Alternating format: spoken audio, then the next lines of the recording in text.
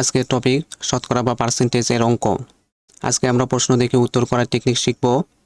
প্রশ্ন 60 এর 150% সমান সমান কত?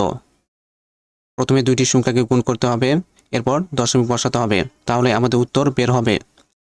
গুণ করার শর্টকাট টেকনিক হলো সংখ্যাগুলো শেষে শূন্য থাকলে সেই শূন্যগুলো বাদ দিতে হবে, এরপর সংখ্যাগুলো গুণ করতে হবে। 60 সংখ্যাটি শেষে শূন্য আছে, শূন্য বাদ দিলে সংখ্যাটি হয় 6। 150 সংখ্যাটি শেষে শূন্য আছে, শূন্য বাদ দিলে সংখ্যাটি হয় 15। এরপর 6 সাথে 15 গুণ করতে হবে, 6 15 90, 90 নিচে আসলো, আমরা দুইটি শূন্য বাদ দিয়েছি, দুইটি শূন্য ডান পাশে আসলো।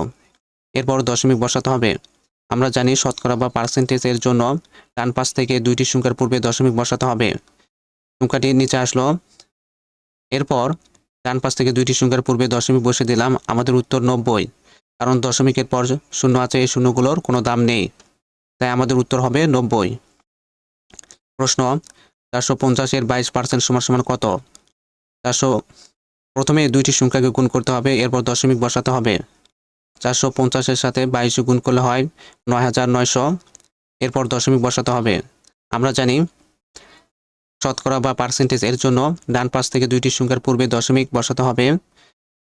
এই সংখ্যাটি নিচে আসলো, এরপর ডান পাশ থেকে দুইটি সংখ্যার পূর্বে দশমিক বসে দিলাম, আমাদের উত্তর 99। প্রশ্ন 100 টাকার 100% সমান সমান কত টাকা? প্রথমে দুইটি সংখ্যাকে গুণ করতে হবে, এরপর দশমিক বসাতে হবে।